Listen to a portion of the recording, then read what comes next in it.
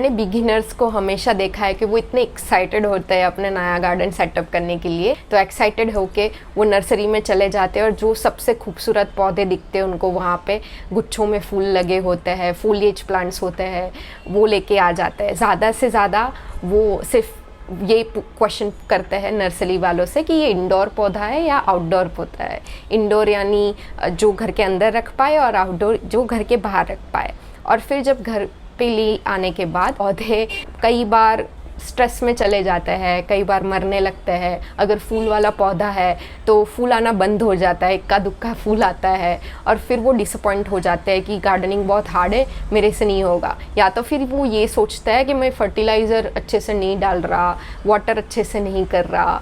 पर सिर्फ इतना नहीं होता गाइस, थोड़ी चीज़ें ध्यान में रखनी होती है, यही हम आज डिस्कस करेंगे। तो गार्डन को सेटअप करने से पहले आपको ये क्या एक चीज़ करनी चाहिए जो आपके फेलियर केसेस को कम कर देगा पहले से ही। कुछ भी नया स्टार्ट करने से पहले हमको क्या करना चाहिए? प्लान। अगर हम प्लान पहले करेंगे और एग्जीक्यूट बाद में करेंगे तो हमारे फेलियर केसेस कम हो जाएंगे। ये किसी भी चीज़ में लागू होता है, इंक्लूडिंग गार्डनिंग। तो प्लानिंग में क्या करना है? सबसे पहला स्टेप स्पेस मैपिंग। आपको पता होना चाहिए कि आप प्लांट कहाँ पे रखने वाले हो, कितनी स्पेस आप कंट्रीब्यूट कर रहे हो गार्डन के लिए। जैसे अगर आपके पास ज़मीन है तो वो गार्डन है, ज़मीन है। अगर वो नहीं है तो टेरेस बहुत अच्छी प्लेस है, वहाँ पे ज़्यादातर फुल सन आता है तो बहुत सारी वैरायटीज़ आप उगा पाओगे। टेरेस नहीं है तो बालकनी, विंडो सिल्स, कुछ नहीं है तो वॉल और सीलिंग जहाँ पे आप वर्टिकल गार्डनिंग कर सकते हो। स्पेस एक बार डिसाइड हो जाने के बाद आपको दूसरा स्टेप करना है जो बहुत इंपॉर्टेंट है और बहुत सारे बिगिनर्स मिस कर जाता है, वो है सन मैपिंग। यानी उस स्पेस में कैसी रोशनी आती है और कितने देर तक की आती है वो आपको नोट डाउन करके रखना है, आपको पता होना चाहिए। तो सन मैपिंग कैसे करते हैं? सनराइज से सनसेट तक जहाँ से सूरज आता है, जैसे ये मेरी बालकनी है, ईस्ट फेसिंग है, तो 7 AM से लगभग 11:30 बजे तक, 7 बजे से 11:30 बजे तक इस बालकनी में धूप आती है। ठीक है, और भी कई जगह हैं जहाँ पे मेरे प्लांट्स है, कुछ एक जगह पे धूप बिल्कुल भी नहीं आती, यानी फुल शेड है। कुछ एक जगह पे कुछ देर तक की धूप आती है। तो आपको ये सब नोट डाउन करके रखना है कि रोशनी कैसी आती है और कितनी देर तक आती है। जब मैं बोलती हूँ लाइट या रोशनी, तो मेरा मतलब है 2 टाइप की रोशनी हो सकती है मोटा मोटा, या तो डायरेक्ट सनलाइट या तो इनडायरेक्ट सनलाइट। डायरेक्ट सनलाइट यानी हम हिंदी में बोलते हैं जिसको धूप, और इनडायरेक्ट सनलाइट यानी जिसको बोलते हैं हम रोशनी। अगर धूप आती है तो आप काफ़ी सारे ऐसे पौधे लगा पाओगे जो फूल और फल वाले होते हैं, क्योंकि फूल और फल जनरेट करने के लिए ज़्यादा पावर लगती है। तो डायरेक्ट अगर धूप नहीं आती है, अगर इनडायरेक्ट सनलाइट है, तो भी आपको ये देखना पड़ेगा कि किस तरीके की इनडायरेक्ट सनलाइट है, किस तरीके की रोशनी आती है। बहुत अच्छी रोशनी आती है, एकदम bright light, shade loving plant है तो भी अगर बहुत अच्छी ब्राइट लाइट मिले तो बहुत अच्छे चल जाते हैं। और अगर ब्राइट लाइट नहीं है तो फिर मीडियम लाइट है, और मीडियम लाइट नहीं है तो फिर बाथरूम वगैरह में लो लाइट यानी डीम लाइट आती है, सिर्फ एक छोटी सी वेंटिलेशन से जो लाइट आती है वो उसको लो लाइट बोलते हैं। ये क्यों ज़रूरी है? विंटर में आप जाओगे ना नर्सरी में तो इतने खूबसूरत फूल वाले पौधे मिलेंगे आपको, और कई बार लोग बिना सोचे समझे वो पौधे लेके आ जाते हैं और फिर उस पर फूल ही नहीं आते, क्योंकि उनके यहाँ पे पर्याप्त मात्रा में धूप ही नहीं आती।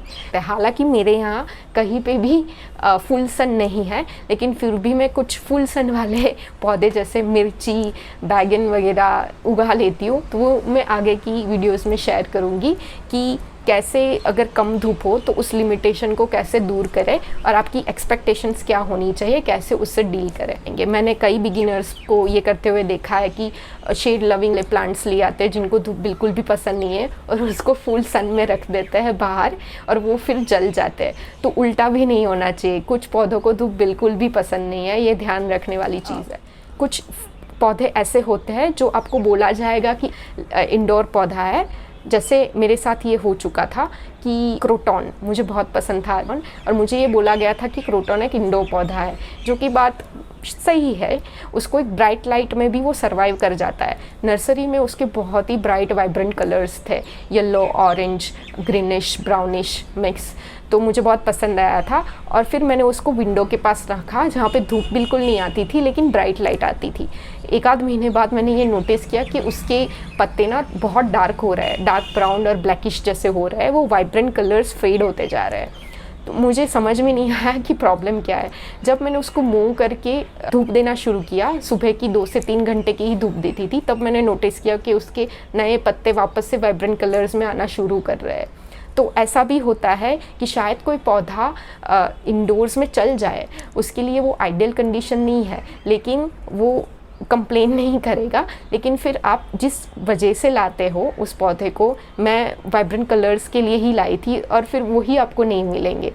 वैसे कई लोगों को डार्क क्रोटॉन भी पसंद है, तो मैं उस पर नहीं जा रही हूँ कि कौन सा क्रोटॉन अच्छा लगता है। अगर आपको डार्क फोलिएज अच्छी लगती है तो इंडोर्स भी प्लेस कर सकते हैं। उसी तरीके से कोलियस के साथ भी मेरा ये एक्सपीरियंस है। जो कुछ कोलियस की वैरायटीज़ होती है ना, जो फुल शेड में चल जाती है, लेकिन कुछ ऐसी होती है जो पिंक पर्पल ह्यू वाली होती है, उसको सन मिले तो ही वो कलर्स निखर के आते हैं, बाकी बहुत डल लगते हैं। सन मैपिंग करते वक्त ये हमेशा याद रखें कि सन की डायरेक्शन साल भर चेंज होती रहती है। तो अगर विंटर में जहाँ से सन आ रहा है, शायद समर में उस वहाँ से सन नहीं आएगा, उसकी डायरेक्शन चेंज हो चुकी होंगी। परमानेंट ज़मीन में पौधा लगा रहे हो तो ये ध्यान रखना चाहिए कि विंटर में कहाँ से सन आएगा और समर में कहाँ से सन आएगा, और इस हिसाब से ज़मीन में पौधे लगाइए। कंटेनर गार्डन है तो बहुत अच्छा है। उसका एक फ़ायदा है कि अगर आप अभी विंटर आ रहा है तो विंटर के लिए सन मैपिंग कर लीजिए, समर आएगा तो फिर से सन मैपिंग करिए और सारे प्लांटर्स को मूव कर सकते हैं आप सन के हिसाब से। तीसरा मेन पॉइंट, ये बहुत सारे बिगिनर्स को पता नहीं होता कि कुछ पौधे जो होते हैं वो सीजनल होते हैं, कुछ होते हैं वो परमानेंट यानी पेरेनियल होता है, जो साल दर साल चलते हैं। सीजनल पौधे सीज़न के हिसाब से सिर्फ उसका लाइफ स्पैन बहुत छोटा होता है, एक सीज़न में चलते हैं और फिर वो नेचुरली सीड्स पैदा करके प्रोपोगेट खुद को कर लेते हैं और फिर मर जाते हैं, राइट। अगर आप लो मेंटेनेंस गार्डन सेट करना चाहते हो तो आपको ये बात ध्यान रखना पड़ेगा कि सीजनल पौधे आप कम लाए और परमानेंट पौधे ज़्यादा लाए, ताकि बार बार आपको उसको हर सीज़न में चेंज ना करना पड़े। वैसे मुझे सीजनल पौधे अच्छे लगते हैं, मैं दोनों ही पौधे उगाती हूँ क्योंकि मेरे पास जगह बहुत कम है। तो जब भी सीज़न ख़त्म हो जाती है तो जो एम्प्टी स्पेस बचती है ना, वहाँ पे मुझे कुछ और नया ट्राई करने का मौका मिल जाता है। तो वो एक पर्सनल चॉइस है। वैसे चौथा पॉइंट, आपको ऐसे पौधे सिलेक्ट करने चाहिए गार्डनिंग जस्ट शुरू कर रहे हो जो आपके लोकल क्लाइमेट के हिसाब से अच्छे से चल जाए। जैसे मेरा क्लाइमेट है हॉट, मेरे यहाँ विंटर बहुत माइल्ड होता है और बहुत शॉर्ट विंटर सीज़न होता है। बाकी समर में तो टेम्परेचर बहुत ज़्यादा जाता है, 45 डिग्री से भी आगे। तो अगर आप कोल्ड क्लाइमेट से हो, पहाड़ी वगैरह, तो आपको उस हिसाब से पौधे लेने चाहिए। उसका सबसे आसान तरीका है लोकल पौधे चूज़ करो। तो ऐसे पौधों से आप अगर शुरू करोगे तो वो पौधा स्ट्रेस में नहीं आएगा, उसका लर्निंग कर्व भी इतना ज़्यादा नहीं है, वो यहाँ क्लाइमेट के हिसाब से बहुत अच्छे से एडप्ट कर लेगा। तो उसमें ज़्यादा कुछ मेहनत नहीं करनी होती, आपका कॉन्फिडेंस बढ़ेगा। इसका मतलब ये नहीं है कि आप ये पौधे नहीं उगा सकते जो आपके लोकल नहीं है, उगा सकते हो, लेकिन अगर वो सीजनल नहीं है और परमानेंट पौधा है, अगर कोल्ड क्लाइमेट का पौधा अगर मैं परमानेंट लेके आ गई तो फिर वो थोड़ा लर्निंग कर्व जाता है कि जब मेरे यहाँ पे टेम्परेचर बढ़ेगा तो उसको कैसे सर्वाइव कराए। ये भी ध्यान रखने वाली चीज़ है कि कुछ पौधे ऐसे होते हैं जो मेरे यहाँ पे परमानेंट होंगे लेकिन कोल्ड क्लाइमेट में सीजनल होंगे। कुछ पौधे ऐसे हैं जो वहाँ पे परमानेंट होंगे, मेरे यहाँ पे सीजनल होंगे। वो कैसे? जैसे कोलियस का पौधा है, कोलियस यहाँ पे परमानेंट है, मैंने कोलियस को मरते हुए नहीं देखा, पर कोल्ड क्लाइमेट है, जैसे ही टेम्परेचर डाउन होता है कोलियस मरने लगता है और फिर उसको वापस से समर में वो लोग फिर से उगाते हैं या तो फिर इंडोर्स ले जाके फिर उसको बचाते हैं।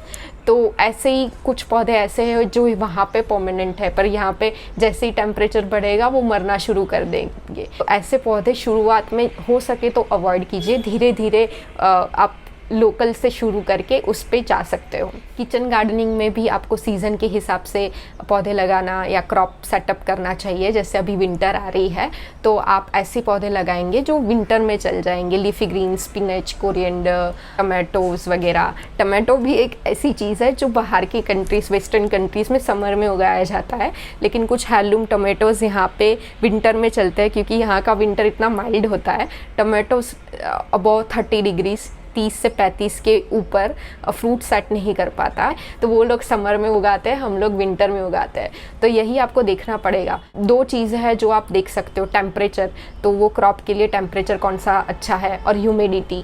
कई पौधे बहुत ज़्यादा ह्यूमिडिटी मांगते हैं। मुंबई वगैरह में वो अच्छे से चल जाएगी क्योंकि ह्यूमिडिटी बहुत हाई होती है। राजस्थान, गुजरात में यहाँ पे ह्यूमिडिटी लेवल मॉडरेट या तो ड्राई है। तो लोकल चूज़ करोगे तो आपको गारंटी है कि क्लाइमेट की वजह से कम आपको कोई प्रॉब्लम नहीं आएगी। ये 4 चीज़ें ध्यान में रखने के बाद अगर आप पौधों के चुनाव करते हो तो आपके फेलियर केसेस कम होते जाएंगे। नमस्कार, मैं हूँ ऋत्वी शाह, आप देख रहे हैं ऋत्वीज़ गार्डन। और आगे आने वाले एपिसोड्स में हम देखेंगे कि कंटेनर्स कैसे चूज़ करते हैं, कौन सा कंटेनर अच्छा है, मिट्टी कैसे बनाते हैं। किचन गार्डनिंग के लिए अब विंटर आ रहा है तो उसके लिए कौन से पौधे लगाने चाहिए वो सब शेयर करूँगी। अगर आपको ये वीडियोस पसंद आ रहे हैं तो लाइक करें, सब्सक्राइब करें, और सब्सक्राइब करते टाइम नोटिफिकेशंस को ऑन ज़रूर करें ताकि आपको पता चले जब भी मैं एक नया वीडियो डालूँ। थैंक यू सो मच, मिलते हैं अगले वीडियो में।